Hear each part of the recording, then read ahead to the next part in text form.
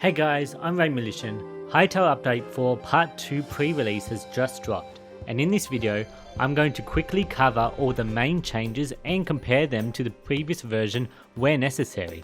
If you want to try this yourself, you can enable it through the launcher under Settings Pre-release. Let's get into it. Hytale have added an Emote Wheel which allows you to express yourself in game by holding down the X key. This key binding can be changed in the settings menu. Let's go through a few that they've added one at a time. First up is the wave. Then there's the wave double. There's the laugh.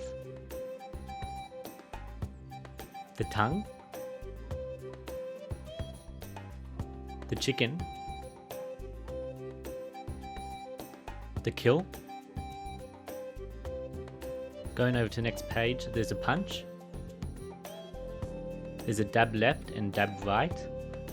You'll also notice if you move, once you're emoting, it will cancel the emote instantly, which is nice. As a side note, the waving emotes currently can loop, and I'm sure more will in the future. I also noticed you can use the emotes while climbing.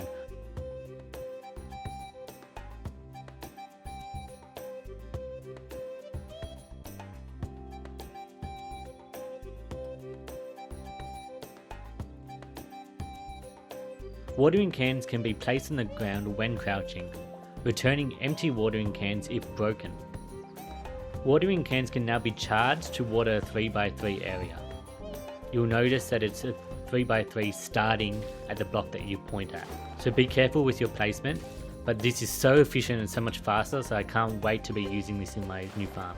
The capacity is also increased from 20 to 50, which I'm sure a lot of people are going to be happy with, myself included, so good changes all around with the water bucket. For the next few changes, I'm going to do them together as they are all relating, and I'm also on the older version just to give you a look at what they were beforehand. It's all to do with the craft times. You'll notice with the campfire, the bedroll, the crude torch and the wooden chest.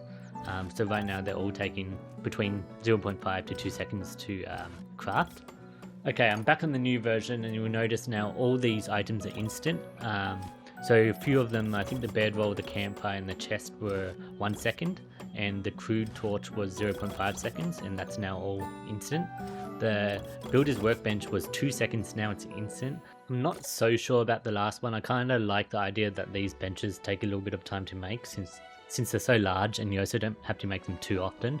But it's not a big deal, and the first few changes are amazing. I think they take too long, especially the torches that you want to make quite often. Pretty much, I would almost say it's a quality of life change there, and good to see. Moving on to world and blocks, decayed tilled soil will now update correctly once it's fully decayed. I don't have a clip for this, but I also noticed the crops are updating a lot more frequently here, which I haven't seen before, so I wanted to show that. Workbenches will now use the world game for the calculations instead of real time. So when I fast forward to night, you'll see the furnaces have now smelted all of the items. This now aligns with how crops function, meaning if you go to sleep, your workbench output will effectively fast forward with the world time, allowing you to take advantage of sleeping. The squirrel can now lay eggs, which means you can add them to your farms. The backpack in the player's inventory now shows how many item slots are currently being used when not disabled. The backpack is disabled when in a workbench or chest, for example. Alright, we're back in the older version because I'm using the laser tool. Apparently in older versions you couldn't use it when pointing too far outside of your render distance or pointing at the sky. This change is described as the laser pointer tool may now be used to direct others' attention towards the sky, and as you can see I can now use it everywhere.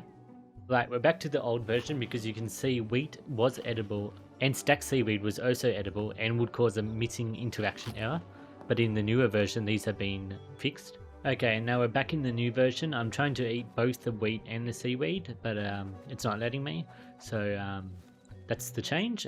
In older versions, placed cane ornaments were not breakable, which means you could try all you want, and unless if you were in creative, you could not break them. Even in creative, I go and destroy all the blocks behind them. It's just stuck there forever. And back on the latest release, you can see I can pick up the cane ornaments without any problems now. And we'll move on to the next change, which is the bow. Its ammo is no longer consumed in creative mode. You see when I switch over to survival, it's still trying to consume it. I'll switch back to creative and I can use it as much as I want.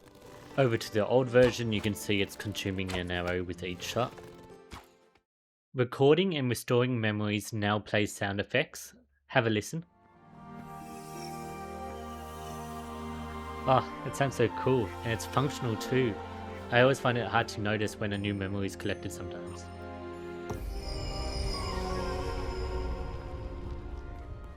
Black and white wolves will now fight as a coordinated pack, attempting to flake their prey and retreat when injured.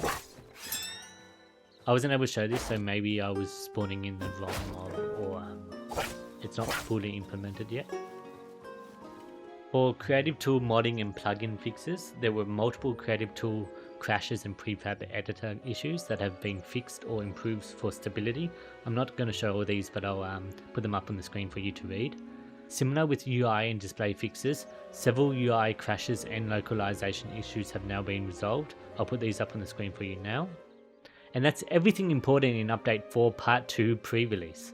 Let me know in the comments what your favorite change is and whether you will be enabling the pre-release to test yourself. If this helped, make sure to like and subscribe for more Hytale updates. I'll see you in the next one.